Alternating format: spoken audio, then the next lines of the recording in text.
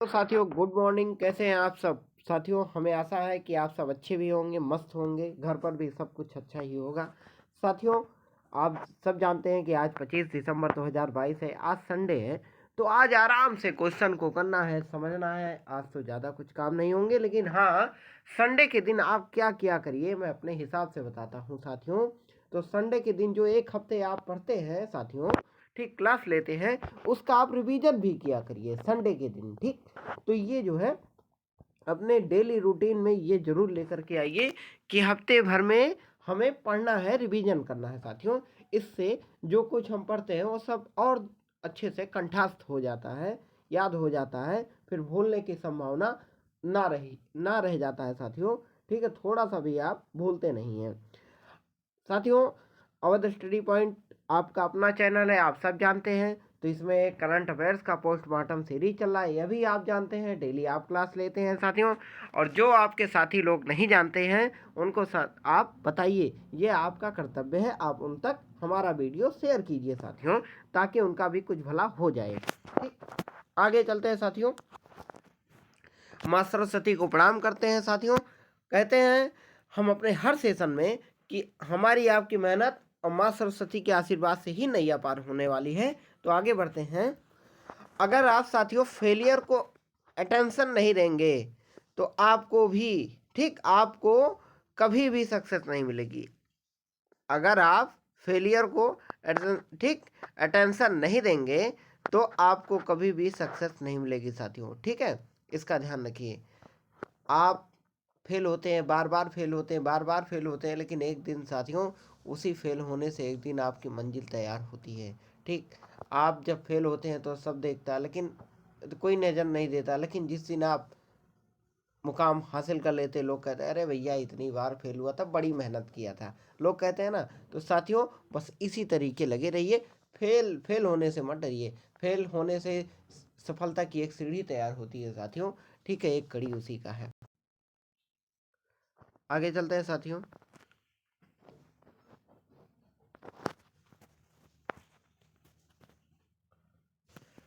Question number 1 है आपके सामने। हाल ही में होने वाले राष्ट्रीय स्तर की कबड्डी चैंपियनशिप का आयोजन कहाँ किया गया? बताइए। कर्नाटक, बेंगलुरु, लखनऊ, अहमदाबाद। साथियों एकदम सही आंसर है ऑप्शन ए, कर्नाटक। ठीक है। केंद्रीय सूचना एवं प्रसारण एवं युवा कार्यक्रम व खेल मंत्री श्री अनुराग सिंह ठाकुर द्वारा इसकी जो है किया गया क्या? उद्घाटन। ठीक साथियों, आगे बात करो तो श्री अटल बिहारी वाजपेयी जी की जयंती भी आज है साथियों। के अवसर पर आयोजित अटलोत्सव एमजी स्टेडियम में स्पोर्ट साइंस सेंटर का उद्घाटन किया गया। ठीक है, स्थान एमजी स्टेडियम, उडुपी कर्नाटक में। एमजी स्टेडियम में प्रो कबड्डी टूर्नामेंट का उद्घाटन समारोह भी है साथियों। ठीक है, आगे चलते हैं।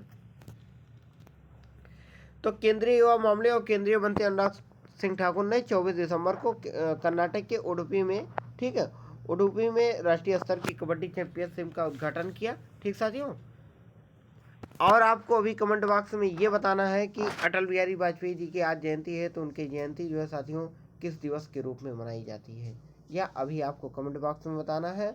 और अगर आप नहीं बता पाते तो अभी हम आपको बताएंगे। ठीक साथियों, हाल ही में कब राष्ट्रीय उपभोक्ता दिवस मनाया गया? हाल ही में कब राष्ट्रीय उपभोक्ता दिवस मनाया गया? ठीक साथियों बताइए। ऑप्शन ए 2 दिसंबर, ऑप्शन बी 8 दिसंबर, ऑप्शन सी 18 दिसंबर, ऑप्शन डी 24 दिसंबर। साथियों एकदम सही आंसर क्या है? 24 दिसंबर को राष्ट्रीय उपभोक्ता दिवस मनाया जाता है। विश्लेषण देखते हैं साथियों। वर्ष 2022 की थीम क्या है? तो थीम याद कर लीजिए, फेयर डिजिटल फाइनेंस है। क्या है? फेयर डिजिटल फाइनेंस है। विषय का उद्देश्य की बात करें साथियों तो डिजिटल वित्तीय सेवाओं से निपटने के लिए यह एक पारदर्शी और निष्पक्ष प्रणाली स्थापित करना है साथियों। ठीक है, हर साल 15 मार्च को, कब? 15 मार्च को विश्व स्तर पर विश्व उपभोक्ता दिवस मनाया जाता है। इसको ध्यान रखिए। 24 दिसंबर को कब मनाया जाता है? राष्ट्रीय स्तर। और अगर बात करें तो 15 मार्च। ठीक साथियों, 15 मार्च को विश्व स्तर पर। ठीक, इसका ध्यान रखिए। आगे बात करते हैं। तो यह दिन 1986 में उपभोक्ता संरक्षण दिवस अधिनियम के एक भाग के रूप में स्थगित किया गया था। ठीक साथियों, मैंने आपसे पूछा अटल बिहारी वाजपेयी की जयंती किस तो चलिए हम ही बता देते हैं। अटल बिहारी वाजपेयी जी की जयंती जो है सुशासन दिवस के रूप में मनाया जाता है साथियों। ठीक है, किस सुशासन दिवस के रूप में मनाया जाता है, इसका ध्यान रखिए।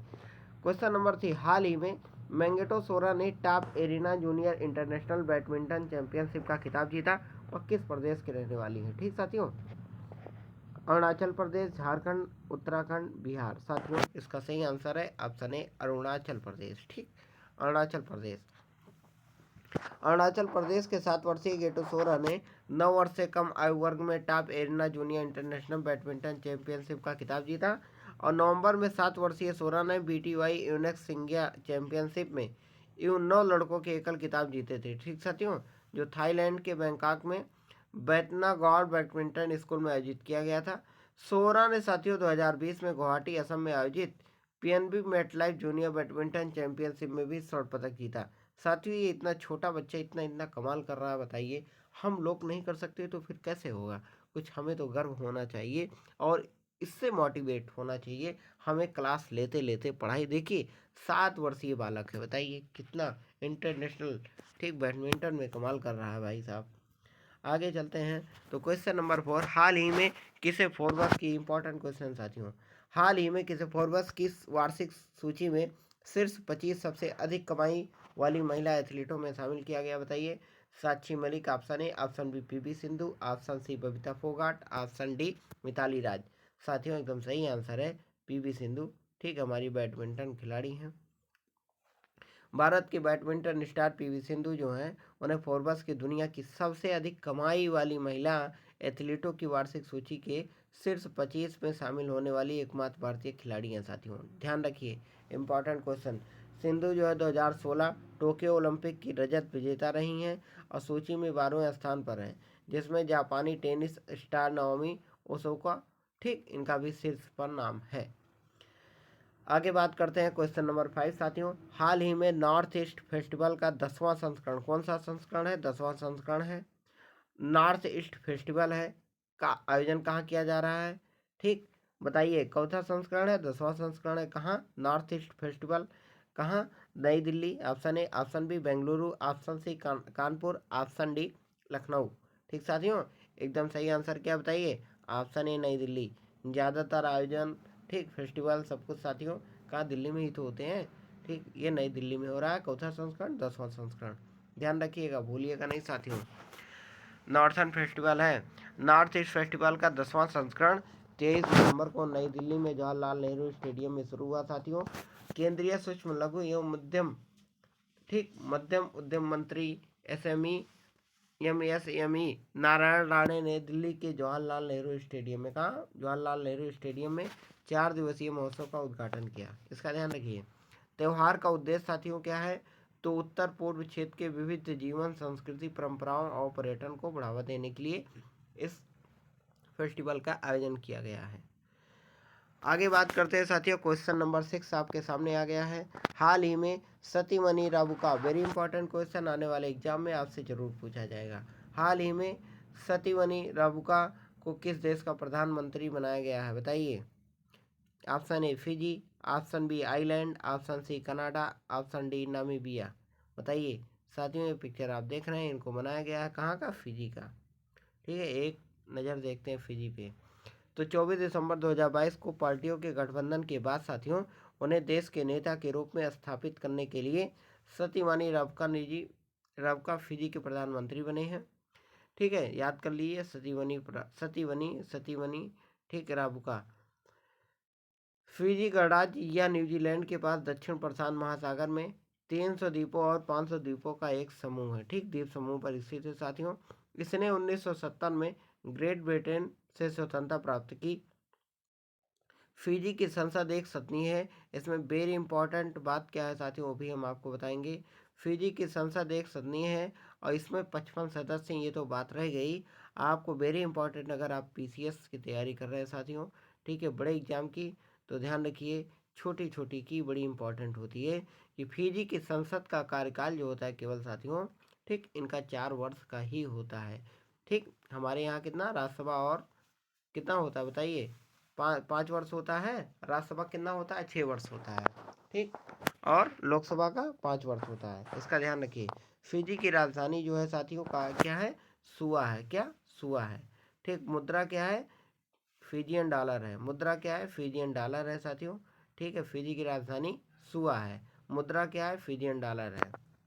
आगे चलते हैं। क्वेश्चन नंबर 7 आपके सामने है साथियों।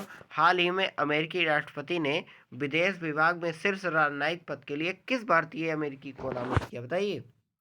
भाई साहब, अमेरिका वाले एकदम भारतीय जाके, अरे अमेरिका करें साथियों, अमेरिका में जाकर भारतीय लोग एकदम धमाल मचा के रखे भाई साहब। उच्च उच्च पदों पे बताइए जाकर बैठ जा रहे हैं। ब्रिटेन के प्रधानमंत्री बन जा रहे हैं, तो कहीं कहीं जाके प्रधानमंत्री बन जा रहे हैं। बताइए, राष्ट्रपति प्रधानमंत्री दे रहा है भारत। मतलब क्या समझ के रखे थे ये लोग। ब्रिटेन ने, हमें लगता है हल्के में ले लिए थे आज के 100 साल पहले हम लोगों को। बड़ी गलती थी साथियों इन लोग की। साथियों, option A Richard R Varma, option B वीडेन R K Sharma, option C Manohar Pal, option D Ashwini Chaturvedi. भाई साहब, हम जहाँ जाते हैं ना, हम लोग झंडे गाड़ के आते हैं, पुरानी कहावत है ना, तो हम छोड़ के कुछ नहीं आते, सीधे प्रधानमंत्री और राष्ट्रपति पद का दावेदार बनते हैं। ठीक साथियों, तो बताइए ऑप्शन क्या है इसमें से। आप लोग भी ऐसा कुछ कमाल कीजिए भाई, आपका भी नाम हमारी क्लास में आ जाए। रिचर्ड आर वर्मा जी को, ठीक साथियों, इनको बनाया गया है अमेरिकी राष्ट्रपति विदेश विभाग में शीर्ष रणनीतिक पद पर नामित किया गया है। ठीक है, बिडेन द्वारा साथियों। कौन है, अमेरिकी राष्ट्रपति जो बिडेन ने 23 दिसंबर को भारतीय अमेरिकी रिचर्ड आर वर्मा को अमेरिकी विदेश विभाग में एक शीर्ष रणनीतिक पद के लिए नामित किया।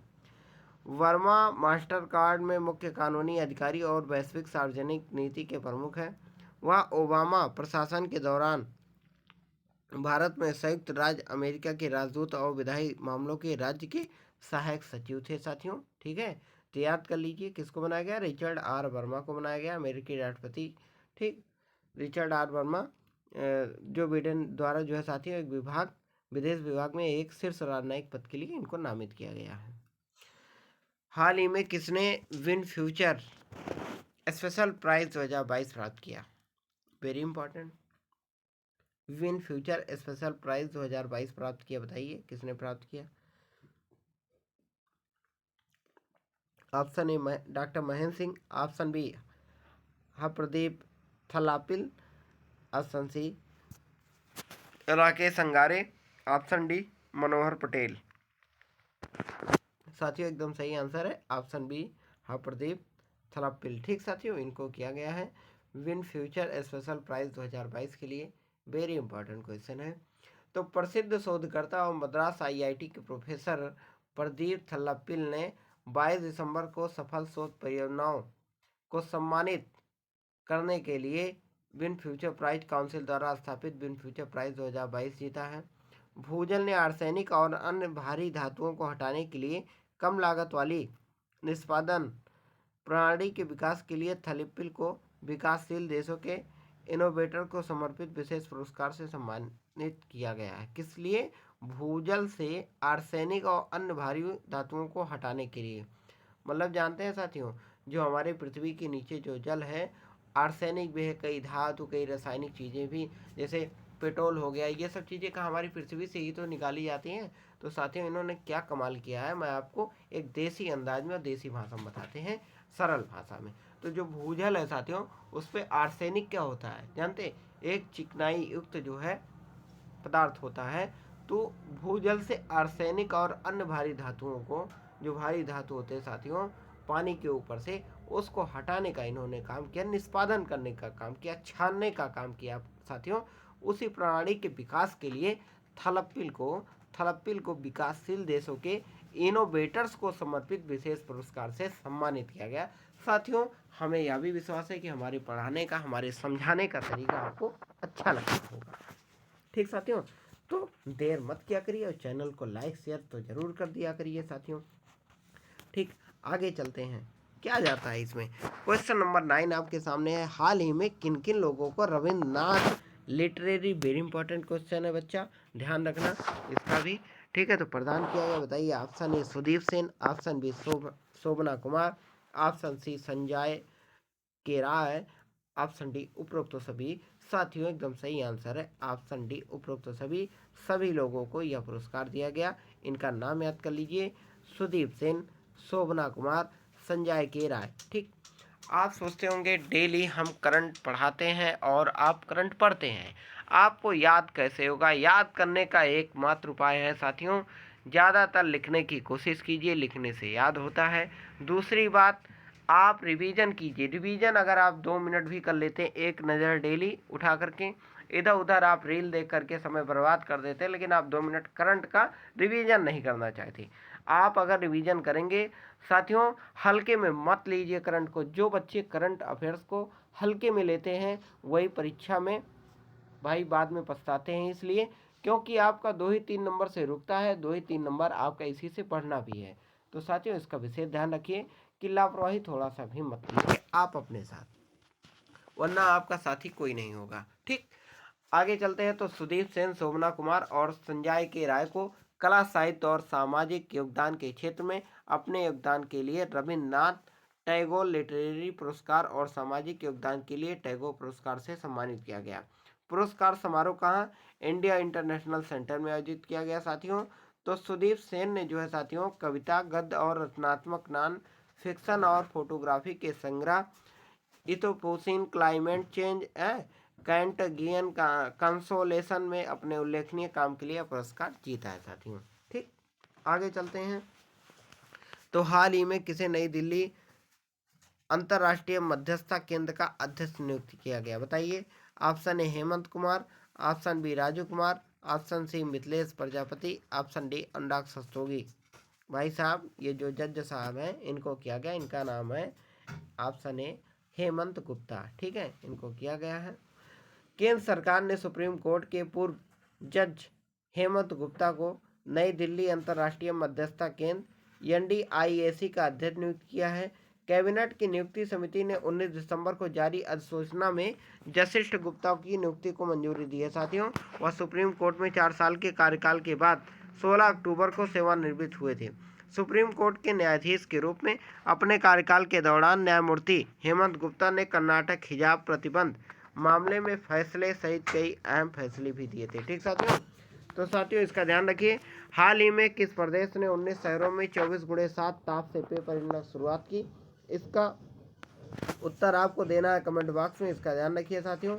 ठीक, किसने किया था साथियों ये बताना है, बताइए किसने? उड़ीसा। ठीक साथियों, इसका आप लोगों ने उत्तर सही दिया था। यह है अभ्यास प्रश्न, हाल ही में कब राष्ट्रीय किसान दिवस मनाया गया? इसका उत्तर आपको कमेंट बॉक्स में देना है। ठीक, और साथियों अगर आपको चैनल अच्छा लगता है प्लीज़ कमेंट को साथियों कमेंट कीजिए और उसका सब्सक्राइब कीजिए। आपका सपोर्ट वेरी इंपॉर्टेंट है साथियों हमारे लिए, क्योंकि हम कहीं ना तो उत्साहित हो जाएं, इसके लिए आपको भी हमारे साथ लगे रहना है। तो एक सब्सक्राइब करने में क्या जाता है साथियों, आप अपना बस वही रेड वाला बटन दबा दीजिए, कहानी ओके। ठीक, तो साथियों हमें आशा है कि आप अच्छे से पढ़ेंगे मेहनत से। ठीक, तो आपको साथियों कल फिर हम आपसे मुलाकात करते हैं रोज़ सुबह 5 बजे। ध्यान रखिए करंट की वीडियो आपके सामने आ जाती है। तो साथियों तब तक के लिए बहुत बहुत धन्यवाद। जय हिंद, जय भारत।